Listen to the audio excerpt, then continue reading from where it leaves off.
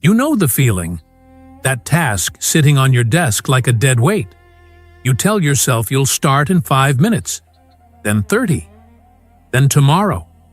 Your brain keeps screaming, "Not now," and you obey like a trained dog.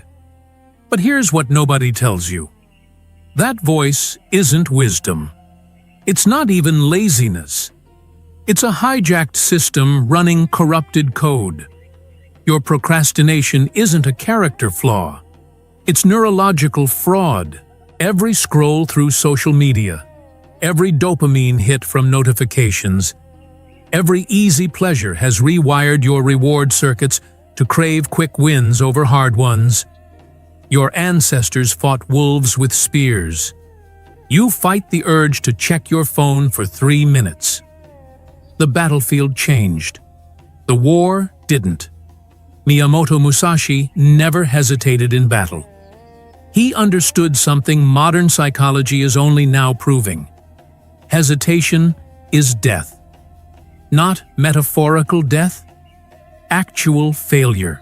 The samurai who paused lost his head. The businessman who waits loses his market. The man who postpones loses his potential. The clock doesn't care about your comfort. Neither does reality. This isn't about motivation. Motivation is gasoline that burns out by noon. This is about ignition protocol. A 15-minute sequence that forces your corrupted system to reboot into warrior mode. This requires a precise 15-minute physiological reboot sequence, broken into 5 3-minute phases, that we will execute together. No willpower required, just physics applied to psychology. Musashi called it cutting without conscious thought. Neuroscience calls it action precedes motivation. Same truth, different century. Your laziness is a manufactured lie. Let's dissect the fraud. When you procrastinate, your prefrontal cortex, the CEO of your brain, gets overruled by the limbic system, the ancient reptile that craves safety and comfort. This isn't weakness, it's biology betraying strategy. Your brain evolved to conserve energy for survival threats like predators and famine. It treats difficult tasks like life or death energy expenditures because, for 99% of human history, they were. But here's where modernity corrupted the code. Your ancestors got dopamine from successful hunts, from tribal respect, from building shelter, rare rewards, hard-earned. Today, you get the same neurochemical jackpot from watching a 10-second video. Your reward system is flooded with counterfeit currency. Easy dopamine, cheap hits. When you finally face a real challenge, writing that report, making that call, starting that business, your brain compares the effort-to-reward ratio and laughs. Why work 3 hours for satisfaction when you can scroll 3 seconds for pleasure? The Lotus method addresses this at the root. The lotus flower grows in mud, but blooms above it. Not despite the filth, because of it.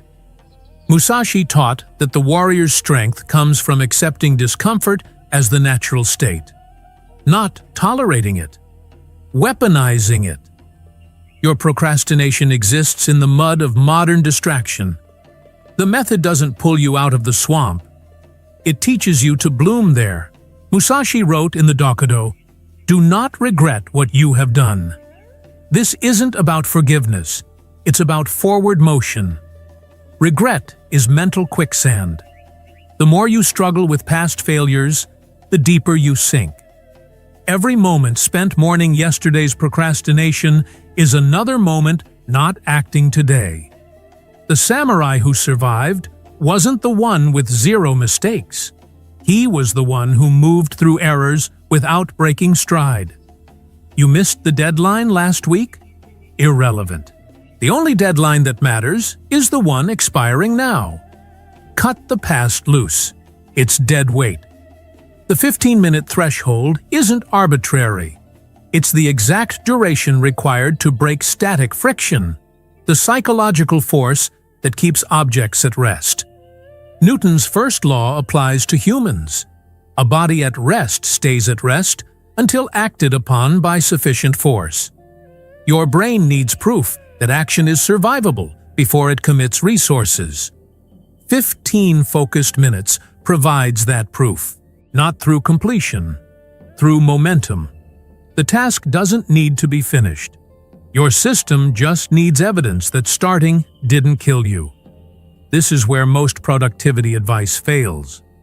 It demands you feel motivated before acting.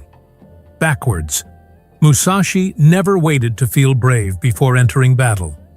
He acted, and courage followed. Modern neuroscience confirms this through the concept of behavioral activation. Action generates emotion, not the reverse. You don't need to want to start. You need to start wanting.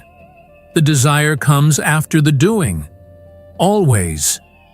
Your enemy isn't the difficult task. It's the gap between thought and action. That 3-second window where your brain floods you with excuses, distractions, and false urgency. The email that suddenly needs checking. The research you should do first. The perfect moment you're waiting for. All lies. All delay tactics deployed by a system addicted to comfort. Musashi's answer was simple. Eliminate the gap. Think and strike as one motion. The moment the thought forms, the hand moves. No negotiation, no committee meeting in your skull, just execution. This requires understanding your dopamine economy. You're operating in deficit. Every notification, every video, every easy pleasure drains your reservoir until real work feels impossible. The solution isn't balance, it's strategic deprivation. Starve the distractions. Let your brain experience dopamine scarcity. When pleasure becomes rare again, effort becomes tolerable, then powerful, then preferred. This is the mud that feeds the lotus. April 17th, 1612. Ganryujima Island. Dawn mist rising off cold water. 2 swordsmen, 1 duel. Infinite implications for understanding time mastery. Sasaki Kojiro arrived early.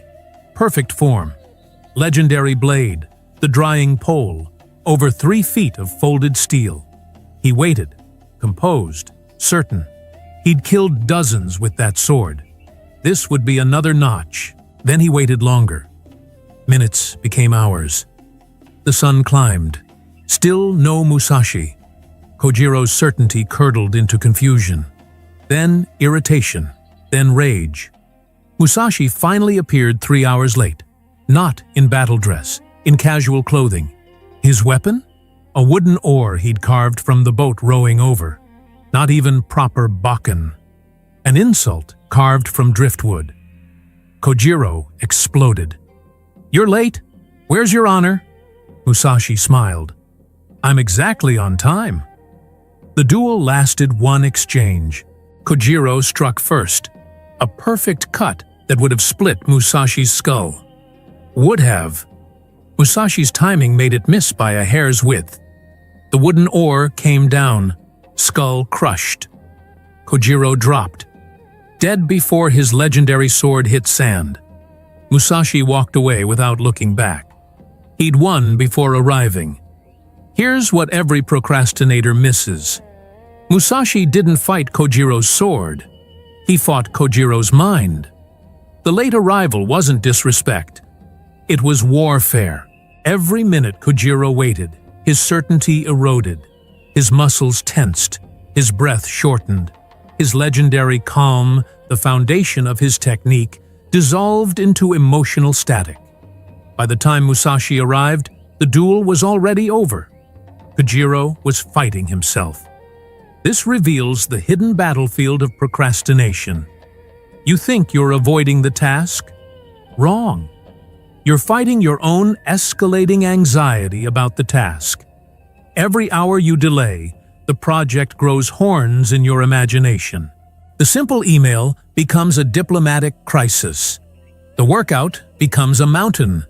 The difficult conversation becomes a war trial. Your avoidance doesn't reduce the threat, it multiplies it. Like Kojiro, you defeat yourself through waiting. Musashi understood that hesitation is a gift to your enemy. In combat, the warrior who pauses gives his opponent time to read his intent, adjust position, and counterstrike.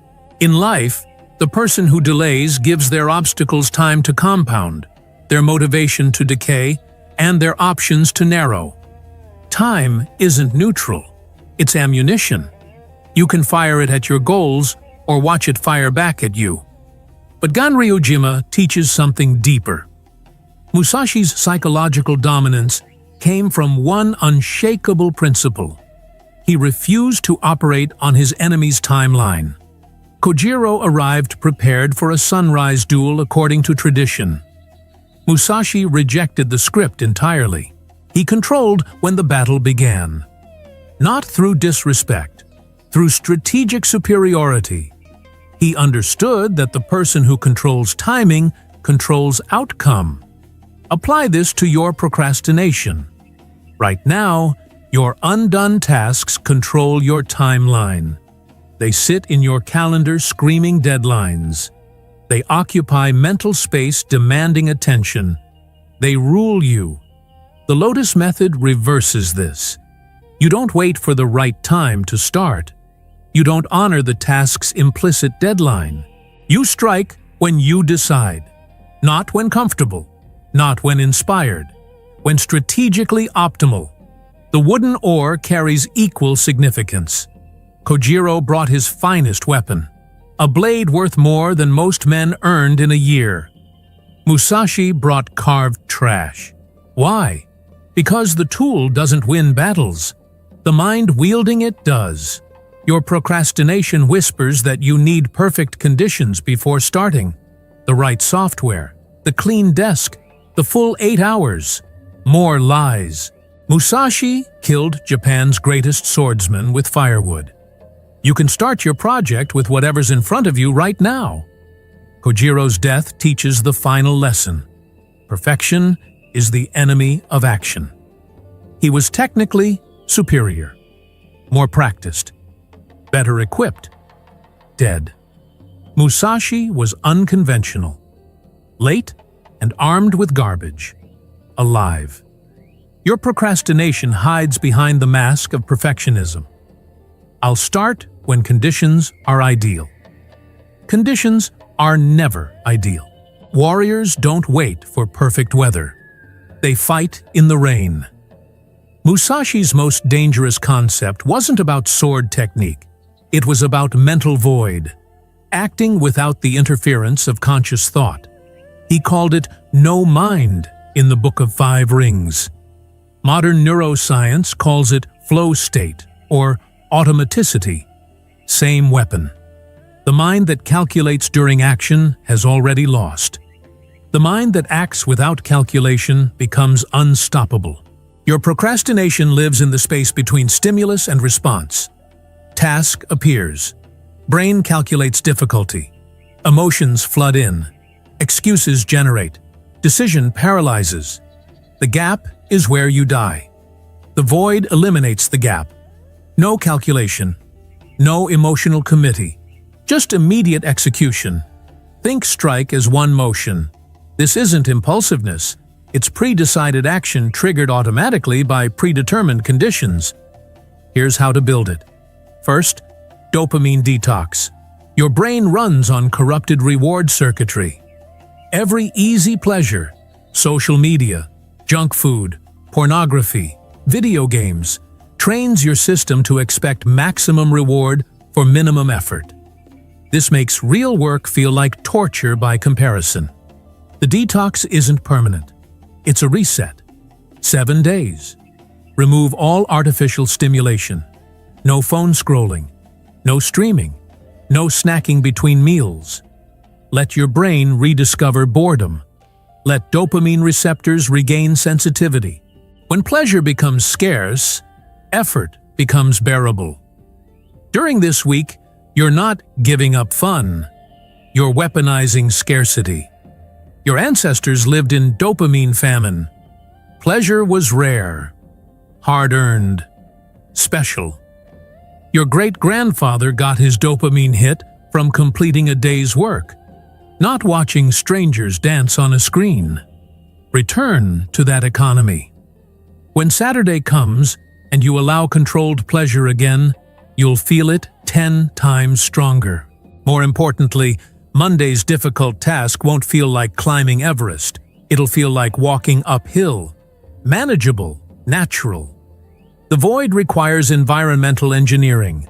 Musashi trained in isolation, not because he was antisocial, because distraction is death.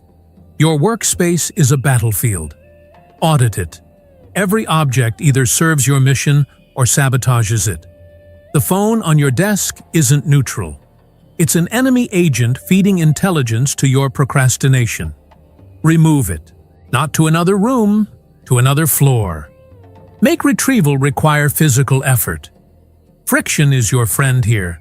The easier something is to access, the more you'll access it unconsciously. Build a dojo for work.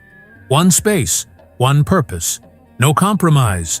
Not your bed, not your couch, not wherever feels comfortable. Comfort is the enemy. Musashi's training ground was cold dirt and wooden poles. Uncomfortable by design, pain maintains presence. Your work zone needs similar severity. Hard chair, minimal decoration, no entertainment devices. When you enter this space, your brain learns.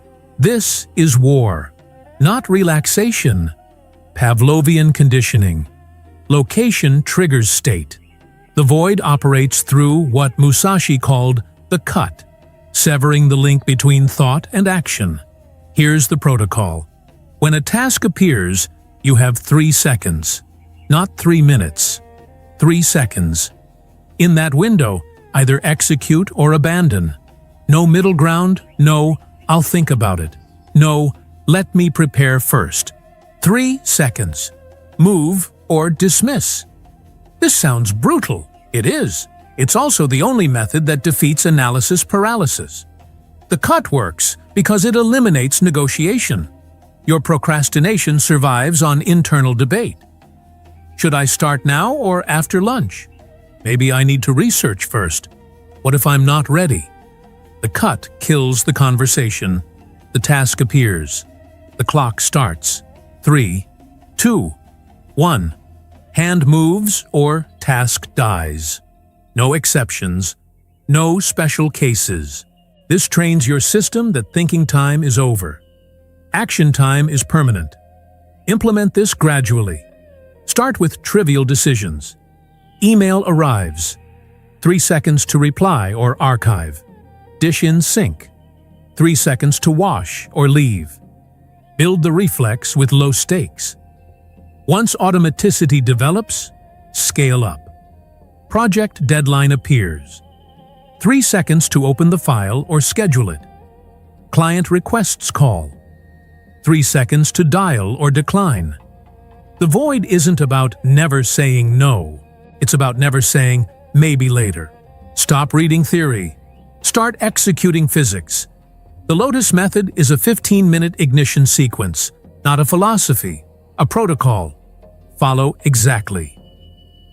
Phase 1, minutes 1 through 3. Assume the posture. Not metaphorical, literal. Sit or stand with spine vertical. Not comfortable. Aligned, shoulders back, chest open, head level. This isn't about aesthetics. It's about mechanics. When you slouch, your rib cage compresses your diaphragm. Compressed diaphragm means shallow breathing. Shallow breathing means less oxygen to your prefrontal cortex. Less oxygen means impaired decision-making and increased fatigue. Forward head position adds pounds of mechanical stress to your cervical spine, triggering muscular tension that your brain interprets as threat. You're mechanically programming defeat before starting. Musashi never fought from a weak stance, neither do you. Adjust your body. Your mind follows. Phase 2. Minutes 4 through 6, control the breath. Box breathing protocol. Inhale 4 counts, hold 4 counts. Exhale 4 counts, hold 4 counts. Repeat. This isn't relaxation technique. It's a manual override of your autonomic nervous system. When you procrastinate, your breathing becomes shallow and irregular. Your brain interprets this as danger, flooding you with avoidance impulses. Controlled breathing activates your vagus nerve, shifting you from sympathetic fight or flight into a state where executive function can operate. Musashi called it breathing from the belly. Modern science calls it vagal tone optimization. Same tool. Phase 3, minutes. 7 through 9, focus point meditation. Choose one object, a mark on the wall, the corner of your desk, anything static. Lock your eyes on it. Don't blink. Don't waver. When your mind produces thoughts, and it will, acknowledge them without engagement. Thought appeared, returning to focus. This isn't spiritual practice, it's attention training. Your procrastination survives on scattered focus. Every distraction is a small victory for your resistance. Sustained focus on a single point for 3 minutes proves you can control your attention. Proof precedes performance. Phase 4, minutes 10 through 12. The artificial deadline. Open your timer. Set it for 25 minutes. This is non-negotiable. Not until I finish. Not until I feel done. 25 minutes. You're not committing to completion. You're committing to contained effort. Musashi never fought longer than necessary. He struck once and left. You're training the same efficiency. Your brain fears open-ended commitment. It'll sabotage anything that looks permanent. But 25 minutes? Survivable. Finite. Manageable. Set the timer. Watch it count down. Feel the urgency build. Deadlines create pressure. Pressure creates diamonds. Phase 5. Minutes 13 through 15. The first cut. Open the document. Load the software. Pick up the tool. Do not plan. Do not organize. Do not prepare. Execute one micro-action. Write one word, not a paragraph. One word. Make one mark, not a drawing. One line. Send one email, not a novel. One sentence. The first cut breaks static friction. It proves motion is possible. Your brain's primary procrastination defense is convincing you that starting is impossible. One micro-action destroys that lie. After the first cut, momentum takes over. Bodies in motion stay in motion. You don't need to finish. You need to start. The rest follows physics. Post-protocol maintenance. Once the timer starts, environmental lockdown activates. Phone in another room. Internet blocker enabled. Door closed. You've created a sealed container for focus. Nothing enters. Nothing exits. For 25 minutes, you're dead to the world. This isn't antisocial. It's strategic isolation. Musashi's greatest victories came from removing all variables except skill and will. You're doing the same. 25 minutes where only you and the task exist. When the timer ends, stop immediately. Not just one more minute. Not, let me finish this thought. Stop. Stand. Walk away. Minimum 5-minute break. This trains your brain that work periods are truly finite. If you violate the boundary and keep working, you teach yourself that 25 minutes is a lie. Your future self won't believe the timer. The deal breaks. Honor the protocol exactly. Work intensely. Stop completely. Repeat. The ripple effect compounds. One focused 25-minute session proves capability. 2 sessions create momentum. 3 sessions become identity. Within 1 week of consistent practice, you will notice something shift. Tasks that once felt impossible now feel merely difficult. Difficult tasks feel manageable. Manageable tasks feel easy. You haven't changed the work. You've changed your relationship to resistance. Jocko Willink, former Navy SEAL commander, distilled 40 years of combat and leadership into 4 words. Discipline equals freedom. Not metaphorical freedom, actual operational liberty. The undisciplined person is a slave to impulse, mood, and circumstance. They wake up at whatever time their body demands. They eat whatever their cravings suggest. They work when inspiration strikes. They're controlled by every external stimulus and internal whim. That's not freedom. That's biological puppetry. The disciplined operator owns their time, controls their actions, and dictates their outcomes. They wake at 0430 not because it feels good, but because it serves their mission. They train when exhausted. They work when uninspired. They act according to predetermined standards, regardless of emotional state. This creates freedom because discipline eliminates decision fatigue. You're not debating whether to start. You're not negotiating with your feelings. You decided yesterday. Today, you execute. The decision was made when you were strong. The action happens when you're weak. That's the mechanism.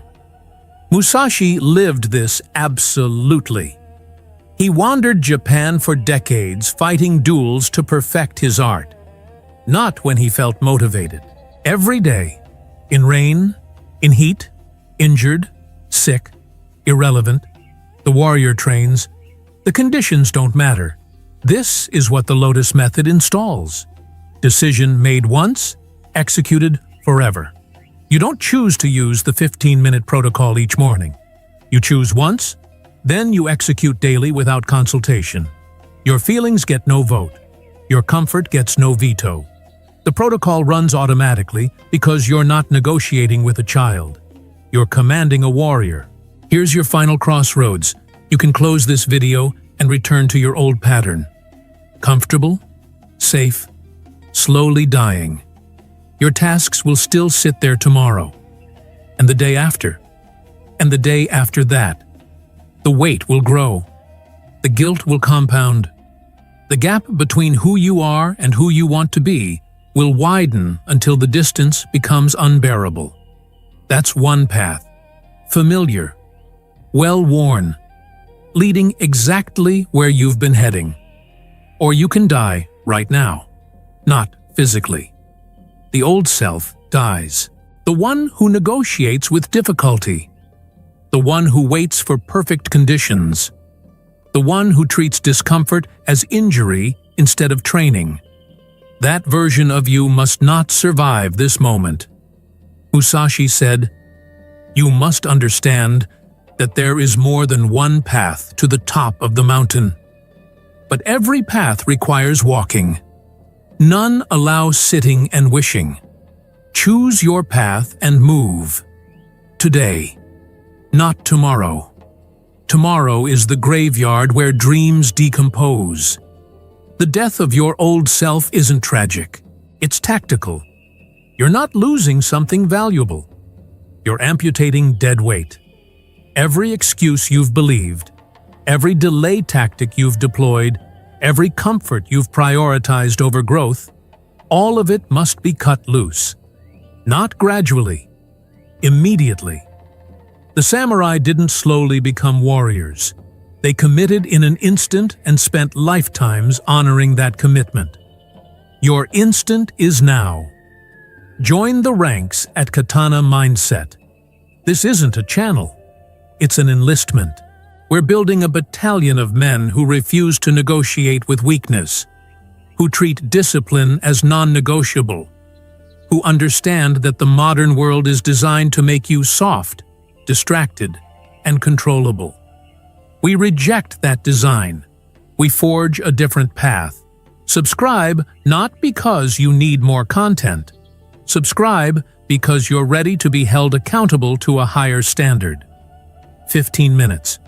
That's the gap between your current self and your capable self. Not 15 hours. Not 15 days. 15 minutes of applied protocol. The Lotus method doesn't require belief. It requires execution. Try it once. Prove to yourself that action precedes motivation. That discipline creates freedom. That the warrior's path is available to anyone willing to walk it. Starting now, master yourself, or the world will master you.